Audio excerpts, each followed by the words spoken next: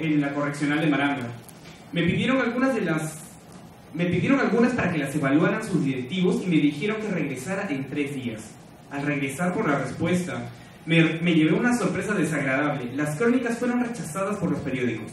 Sus responsables habían leído los abusos que se cometían en Maranga y dijeron que no las querían porque ya contaban con una página roja para todo lo referido a delincuencia. Otros habían mandado a verificarlas y los carceleros de Maranga negaron las golpizas, las torturas y las violaciones, el hambre, la tuberculosis, el tráfico de licor y de droga. Entonces me di cuenta que me había equivocado de estrategia. Los periódicos no eran una opción y mi obsesión por cumplir el compromiso con los niños me hizo buscar una alternativa. En algún momento supe que todos los años se convocaba concursos de novela en el extranjero y tomé la decisión de convertir las crónicas en una novela.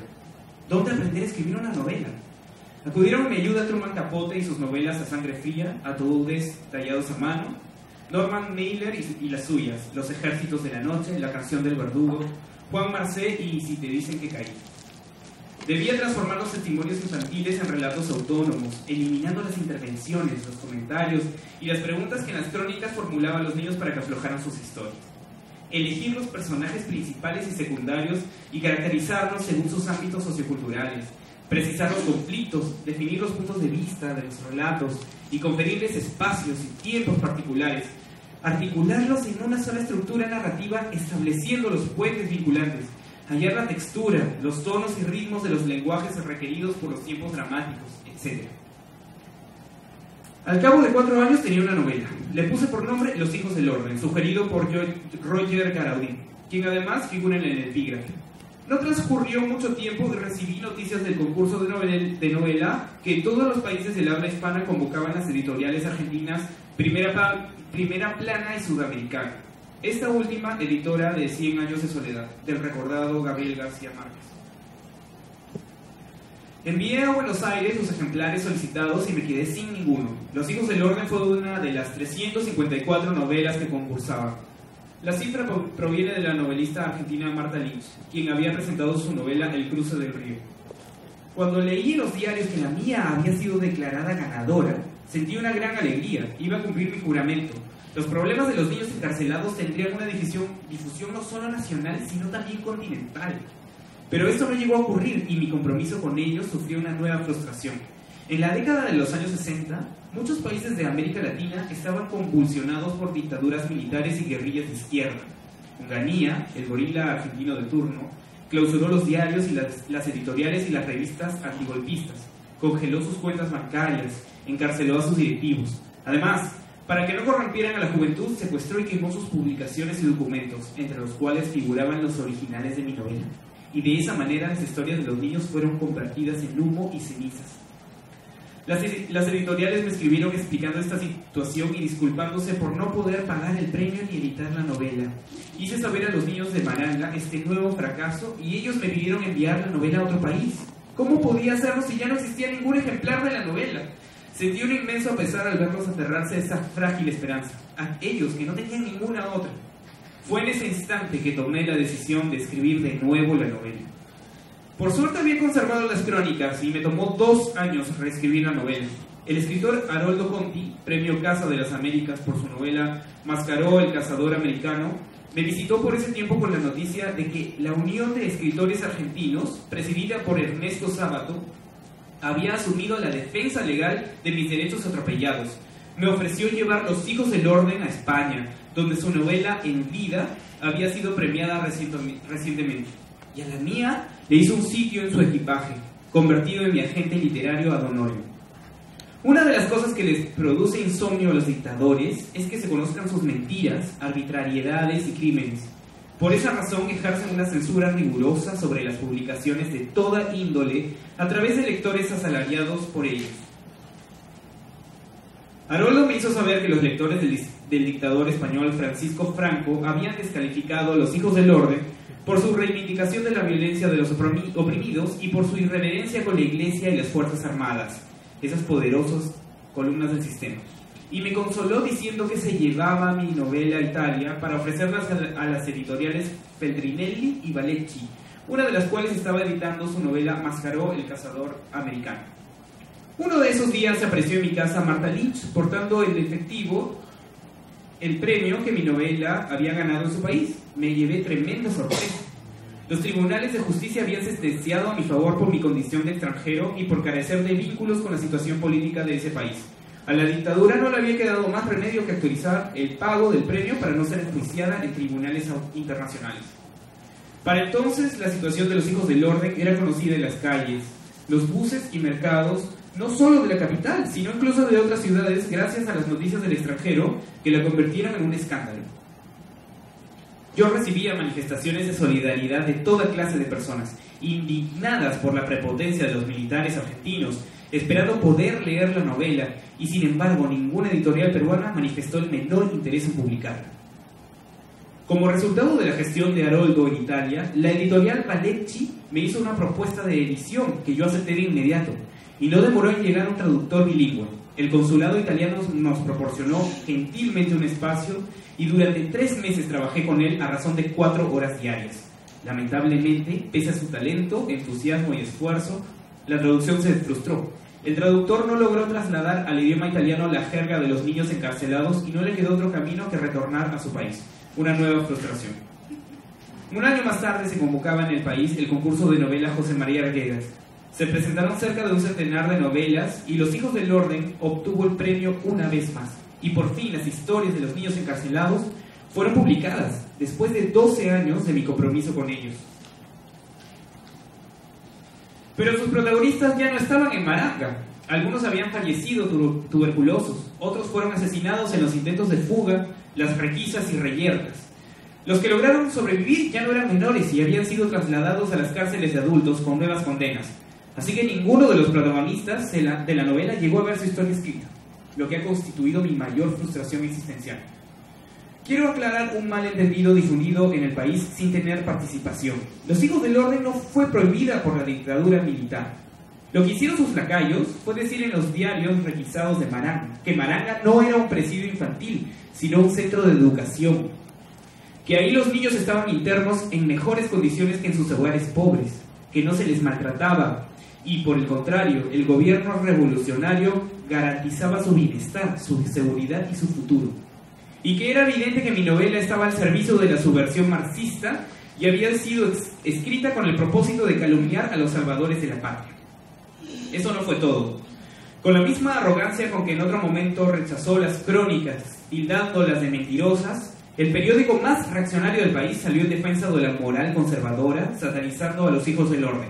Dijo que era una novela maldita, que las historias que contaba eran inmorales, que su lenguaje era repugnante, que en vez de figurar en los estantes de las librerías respetables, debía estar en las veredas junto con otras publicaciones nauseabundas, que su publicación era una vergüenza para la prestigiosa literatura peruana. Nunca desmentí estos infundios, preferí que la novela hablara por mí. La había escrito con el único propósito de divulgar las historias de los niños encarcelados, pero su publicación no sirvió de nada, no contribuyó a mejorar las condiciones de vida de la cárcel infantil como esperábamos los niños y yo de manera equivocada, y porque nunca más se la volvió a mencionar. ¿A qué pudo deberse esto? Una razón puede ser que la novela no convenciera a sus lectores. Sin embargo, habría que recordar que sí convenció a 2 jurados exigentes. El jurado internacional, conformado por los novelistas Juan Carlos Onetti, Severo Sarduy y María Rosa Oliver. El jurado nacional, conformado por los críticos Abelardo Kendo, Alberto Escobar y José Miguel Oviedo. Si nos atrevemos a descartar esa posibilidad, surge otra, el problema de la violencia de la novela. En efecto, la violencia se hace presente de muchas maneras en sus escenas, pero ella no es imaginaria ni gratuita. Si lo fuera, no tendría razón de ser en la novela. Proviene de la realidad, porque es un componente permanente de nuestra historia y nuestra cotidianidad. Acompaña nuestras dinámicas sociales y políticas desde el seno de las familias y las escuelas hasta las entidades del Estado. En especial sus entidades de represión, los juzgados, las fuerzas armadas, la policía, los centros de reclusión. Solo que los guardianes del orden establecido encubren sus actos perversos con la mentira y el silencio. Y los lectores de Los Hijos del Orden no han estado preparados para aceptar aquella revelación ni para admitir esta estrategia del sistema. Otra razón, Los Hijos del Orden no es complaciente. La crueldad no es un atributo de la condición humana y utilizarla o tolerarla es propio de psicópatas. Los lectores de novelas no lo son. Son seres sensibles en busca de señales de humanidad que los ayuda a entender las incongruencias del mundo. No siempre lo consiguen, por supuesto.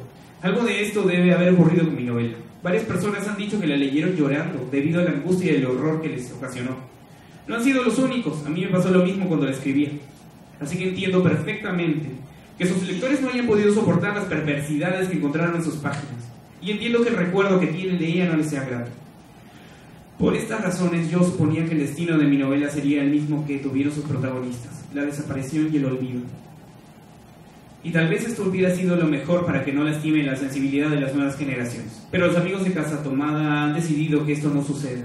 Ellos piensan que los hijos del orden deben seguir llegando a las conciencias receptivas a fin de conquistar el derecho a la dignidad y la vida de los desheredados de nuestro país. Gracias por su paciencia.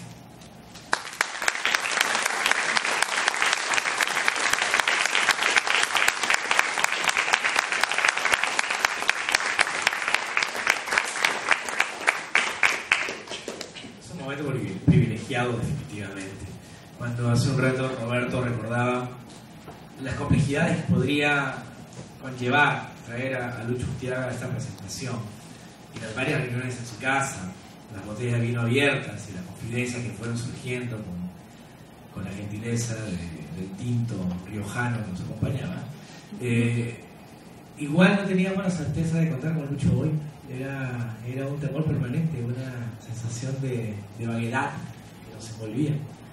Cuando Roberto recordaba lo huraño que puede ser, pues no exagera, pero lo curioso está en que escuchar el relato que nos ha leído Julián es conmovedor, pero además de conmovedor es revelador y es inquietante.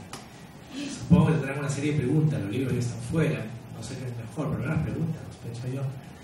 El libro tiene una historia que les contaré a cada uno como amigos. El solo hecho de la fotografía y la portada ya tiene su propia historia. Es una locura que nos lleva a más de un continente, pero ya veremos eso. Para ustedes, que más que escuchar a Lucho Ustiaga, les voy a contar la mecánica. Como les decía al comienzo, hay un problema de audición de Lucho que todos comprendemos. Y entonces les voy a rogar que la pregunta sea concreta, muy clara. Yo voy a apuntarla y Lucho la va a leer, ¿sí? Así que, pero él quiere contestar sus preguntas y estaremos encantados de escucharlas. Así que comenzamos. Tenemos una primera pregunta. Nombre para todos. María Ramos. María. Yo no quiero hacer una pregunta, quiero hacer un comentario. Por mi cercanía a Lucho, soy amiga de Lucho, soy amiga de su casa, y hoy día, con la lectura de Julián, me he quedado realmente emocionada y sorprendida. Escuchaba lo que leía Julián y veía el guión de una película, que espero verla muy pronto. Y además me permite entender muchas cosas de Lucho esta noche.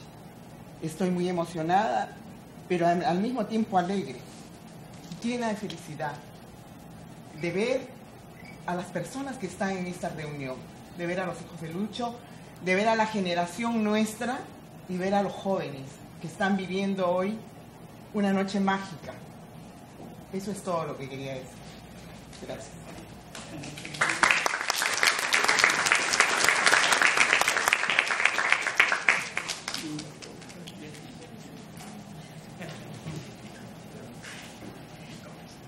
¿Tenemos alguna pregunta?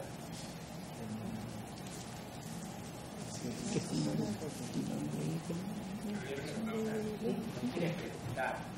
¿No quieres? No, si ves. ¿Cómo digas? Sí, tenemos dos dudas. Gracias. Vos primero por atrás y luego, ¿sí? Nombre, por favor. Ángel.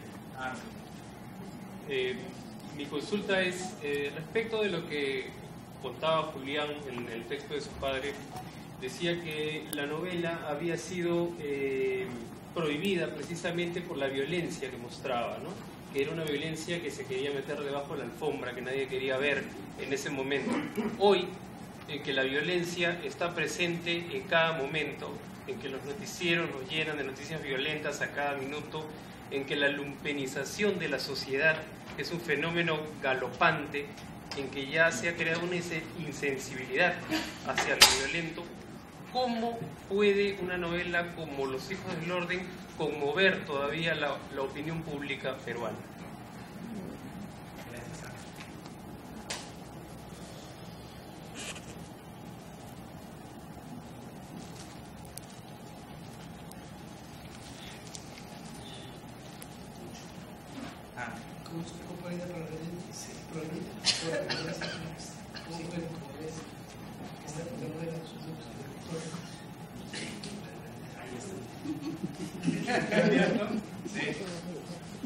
A ver,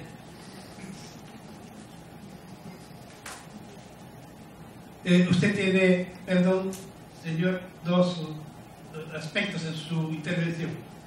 La primera, me ratifica la prohibición que sufrió en algunos lugares, como en Argentina y España. Pero luego me pregunta usted cómo puede conmover esta novela a sus nuevos lectores. Me gustaría hacerle la pregunta esa a mis lectores. Yo no tengo la respuesta. Gracias, Luis. ¿Cómo los conmoverá? No sé. ¿O si lo logrará? ¿Te gustaría? ¿Te gustaría que los conmueva? Sí, claro. Sí, pero dice, ¿cómo puede conmover? No sé cómo. Todavía esa tarea la descubriré por Roberto. Sí. Roberto nos ayuda. Yo no sé si he captado bien la idea. Sí. En estos momentos, con la violencia que existe, con lo que hemos pasado, digamos, en violencia extrema, cómo una novela de esta podría impactar. La respuesta viene sido por la literatura, por la creación, por la capacidad de generar y conmover a través de las imágenes y a través de la creación de personajes. Creo que lo va a hacer. Solo para agregar una idea que me decía Roberto y aportando a la ilusión que hay tras Lucho. Es curioso, Ángel.